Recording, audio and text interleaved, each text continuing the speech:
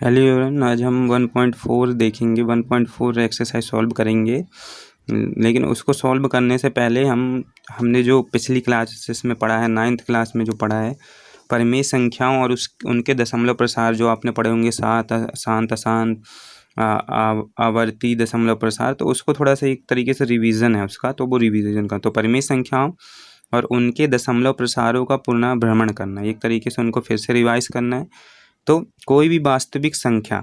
मतलब कोई भी नंबर है जिसका दशमलव प्रसार शांत है, अगर उसका दशमलव प्रसार शांत होगा तो एक ऐसी परिमेय संख्या के रूप में व्यक्त की जा सकती है जिसका हर 10 की कोई घात या 10 के गुणनखंड के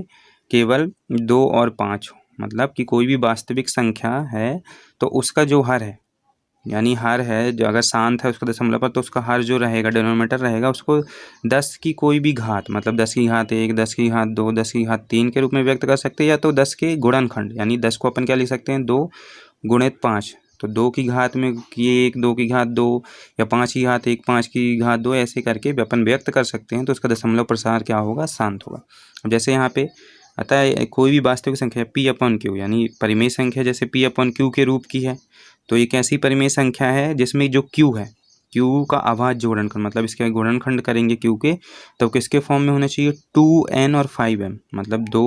और 5 के गुणनखंड के रूप में होना चाहिए। और n और m जो हैं, जो ये घातें हैं, वो क्या होनी चाहिए, -a, जैसे 1 हो सकती है, 0 भी हो जीरो नहीं, 1 हो सकती है, 2, 3, 4, लेकिन -1, -2 नहीं होना चाहिए। ऐसे ही m का भी है, मतलब ऋणात्मक, मतलब क्या होता है, नॉन नेगेटिव, मतलब ये ऋणात्मक m और n जो ये घातें हैं वो नेगेटिव नहीं होनी चाहिए।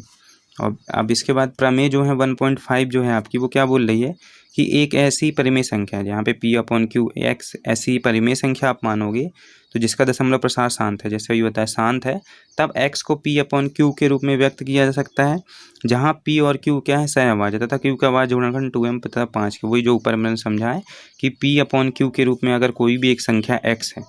तो उसको परिमेय संख्या P/Q के रूप में लिख सकते हैं अगर, और उसका दशमलव प्रसार क्या होगा, शांत होगा। कब, जब P और Q के जो गुणनखंड हैं, अभाज्य गुणनखंड जो है सहअभाज्य, Q का अभाज्य गुणनखंड जो है, इसमें Q वाला जो है, ऊपर का भी अपन ने गुणनखंड निकाले, नीचे का भी निकाले, तो इसमें जो इसका गुणनखंड है Q का हर का, तो वो 2n 5m के रूप का होगा, जहाँ पे n और m जो हैं वो गुणनखंड ये ऋणात्मक नहीं होंगे, उसकी घात। अब 1.6 प्रमेय क्या बोल रही है आपको कि यहाँ पे x बराबर P/Q वही परिमेय संख्या हो गई आपकी, जहाँ पे P और असाव्याज्य है। एक परिमेय संख्या ऐसी ही है कि के रूप का है जहाँ n में वेक्टर पूर्णांक है, तब x का दशमलव प्रसार शांत हो, ये वही चीज़ लिखी है आपको।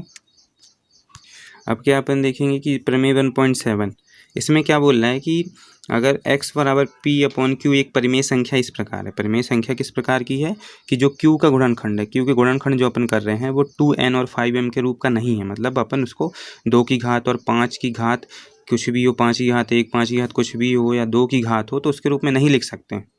और जहाँ ये ऋणोत्तर पूर्णांक हैं, ऋणोत्तर पूर्णांक मतलब ऋणात्मक नहीं है, तब x का दशमलव क्या होगा, अशांत आवर्त, मतलब 2n 2 10 की घात या 2 और 5 के गुणनखंड के रूप में नहीं लिख सकते हैं उसकी घात को, तो वो क्या होगा, उसका दशमलव प्रसार क्या होगा, अशांत और आवर्ती होगा। अब आगे क्वेश्चन में अपन इसको पढ़ेंगे एक्सरसाइज 1.4, तब और अच्छे से समझ में आएगा।